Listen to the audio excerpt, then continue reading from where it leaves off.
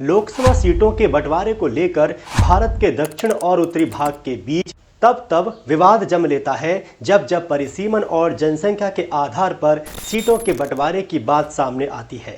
दरअसल दक्षिण भारत के मुकाबले उत्तर भारत की जनसंख्या में बहुत तेजी से वृद्धि हुई है। यही कारण है कि दक्षिण भारत के 5 राज्यों आंध्र प्रदेश, केरल, कर्नाटक, तेलंगाना और तमिलनाडु में लोकसभा की कुल 129 सीटें हैं, जबकि उत्तर भारत के सिर्फ 2 राज्यों उत्तर प्रदेश और बिहार में कुल मिलाकर 120 लोकसभा सीटें हैं। लोकसभा सीटों की असमानता का यह मुद्दा दक्षिण भारत की राजनीति में नया नहीं है, लेकिन जैसे जैसे साल 2026 करीब आ रहा है, दक्षिण भारत के नेता केंद्र सरकार पर भेदभाव का आरोप लगाते हुए हमलावर है। दरअसल 2001 में संविधान संशोधन के द्वारा 25 साल तक मतलब 2026 तक जनसंख्या के आधार पर सीटों के बंटवारे को रोक कर रखा गया था। हाल ही में केंद्रीय गृह मंत्री अमित शाह ने एक बयान दिया जिसमें उन्होंने सभी आरोपों को नकारते हुए कहा कि मोदी सरकार ने लोकसभा में स्पष्ट किया है कि परिसीमन के बाद दक्षिण के एक भी राज्य की एक भी सीट कम नहीं होगी। दरअसल गृह मंत्री अमित शाह ने यह जवाब तमिलनाडु के मुख्यमंत्री M.K. स्टालिन के एक बयान के बाद दिया था, जिसमें उन्होंने कहा था कि परिसीमन के नाम पर दक्षिण के राज्यों के ऊपर तलवार लटक रही है। मीडिया से बातचीत में ये स्टालिन के शुरुआती शब्द थे। उनका कहना था कि परिसीमन राजनीतिक चाल है और इससे संसद में दक्षिणी राज्यों का प्रतिनिधित्व घट जाएगा। स्टालिन के इसी बयान के विरुद्ध केंद्र सरकार ने स्पष्ट कर दिया है कि परिसीमन के बाद दक्षिण भारत के राज्यों की एक भी सीट कम नहीं होगी। राष्ट्रीय स्तर पर जब भी परिसीमन की चर्चा होती है तो राज्यों में लोकसभा सीटों की संख्या और जनसंख्या का जिक्र होता है। आखिरी बार साल 2011 में जनगणना हुई थी। हर 10 साल पर होने वाली जनगणना 2021 में होनी थी, लेकिन इसे टालना पड़ा था। अपने भाषण में अमित शाह ने कहा है कि निर्वाचन क्षेत्रों का पुनर्निर्धारण आनुपातिक आधार पर किया जाएगा और सीटों की बढ़ोतरी में दक्षिणी राज्यों को उचित हिस्सा मिलेगा। यहाँ आनुपातिक आधार शब्द का मतलब समान वितरण से है। चलिए अब इस मुद्दे को और गहराई से समझते हैं। यदि हम संविधान पर नजर डालें तो संविधान के आर्टिकल 81(2) में कहा गया है कि किसी राज्य की जनसंख्या और उस राज्य के संसद सदस्यों की संख्या के बीच का अनुपात सभी राज्यों के लिए समान होगा। इसीलिए अधिक जनसंख्या वाले राज्यों में ज़्यादा सांसद हैं और कम जनसंख्या वाले राज्यों में कम सांसद हैं। भारत में की गई आखिरी जनगणना 2011 के मुताबिक केवल 5 राज्य उत्तर प्रदेश, महाराष्ट्र, बिहार, पश्चिम बंगाल और मध्य प्रदेश मिलाकर भारत की आधी जनसंख्या या 48.6% का रिप्रेजेंटेशन करते हैं। इसीलिए यदि जनसंख्या के आधार पर सीटें बढ़ाई जाएं तो भारत की आधी लोकसभा सीटें इन 5 राज्यों में होंगी। इन राज्यों की तुलना में दक्षिण के राज्य सीटों के लिहाज से पीछे रहेंगे क्योंकि वहां जनसंख्या कम है।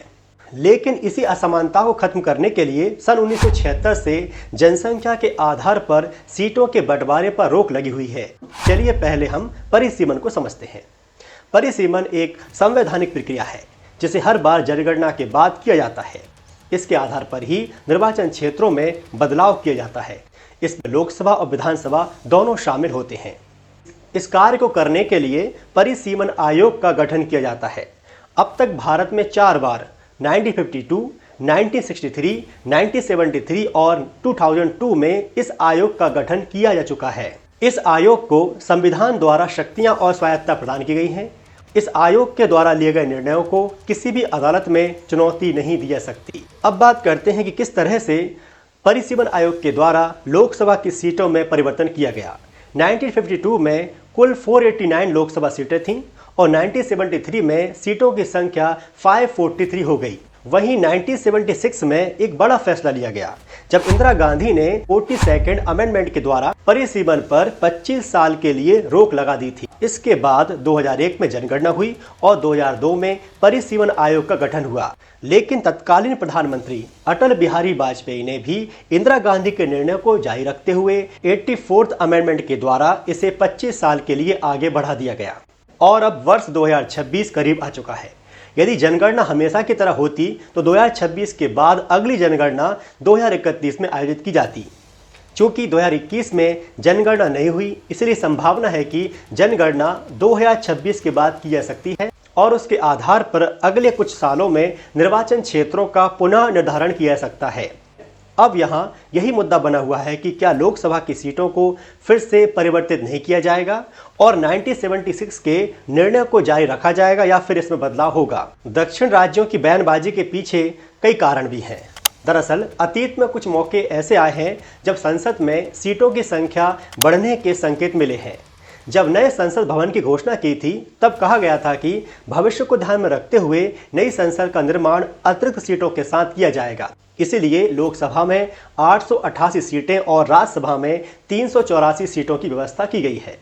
परिसीमन से जुड़ा हुआ एक लेख है जो 2019 में शोधकर्ता मिलन वैष्णव और जेमी हिंडसन ने प्रकाशित किया था। उस लेख का शीर्षक था भारत में प्रतिनिधित्व का उभरता संकट। इस लेख में बताया गया था कि अगर लोकसभा सीटों की संख्या नहीं बदलती है तो 2026 में तमिलनाडु में 31 सीटें, आंध्र प्रदेश और तेलंगाना में कुल मिलाकर 34 सीटें और केरल में 12 सीटें होंगी। इसके उलट उत्तर प्रदेश में 91 सीटें, बिहार में 50 सीटें, राजस्थान में 31 सीटें और मध्य प्रदेश में 33 सीटें होंगी। इसका मतलब यह है कि मौजूदा सीटों की तुलना में जहां दक्षिणी राज्यों तमिलनाडु, आंध्र प्रदेश, तेलंगाना और केरल को 24 सीटों का नुकसान होगा, वहीं बिहार, उत्तर प्रदेश, मध्य प्रदेश और राजस्थान को कुल मिलाकर 31 सीटें ज़्यादा मिलेंगी। इस आर्टिकल के मुताबिक अगर सीटों की संख्या जनसंख्या वृद्धि के अनुपात में बांटी जाती है तो लोकसभा सदस्यों की संख्या बढ़कर 848 हो जाएगी। इसके बाद उत्तर प्रदेश में 143, बिहार में 79, मध्य प्रदेश में 52 और पश्चिम बंगाल में 60 सीटें होंगी। वहीं तमिलनाडु में 49, आंध्र प्रदेश और तेलंगाना में 54 और केरल में 20 सीटें होंगी। यानी जनसंख्या के आधार पर दक्षिण के राज्यों में सीटें बढ़ेंगी, लेकिन उत्तर भारत की तुलना में ये आधी से भी कम होंगी। हालांकि ऐसा तब होगा जब सीटों को जनसंख्या के आधार पर बढ़ाया जाएगा और इसको लेकर अभी कुछ भी कहना सही नहीं होगा, क्योंकि केंद्र सरकार ने स्पष्ट कर दिया है कि परिसीमन के बाद दक्षिण भारतीय राज्यों को बिल्कुल भी नुकसान नहीं होने वाला है। लेकिन यदि हमें समस्या के समाधान की बात करें तो हमें एक बार फिर जनसंख्या को स्थिर करने की दिशा में ध्यान देना होगा और इस बार हमें किसी निश्चित अवधि तक नहीं बल्कि तब तक ऐसा करना होगा जब तक कि सारे राज्य जनसंख्या के आधार पर स्थिर नहीं हो जाते। जनसंख्या स्थिरता ही इसका एक समाधान है। लोकसभा की सीटों का बंटवारा जनसंख्या के साथ साथ राज्यों के महत्व को ध्यान में रखकर करना उचित होगा।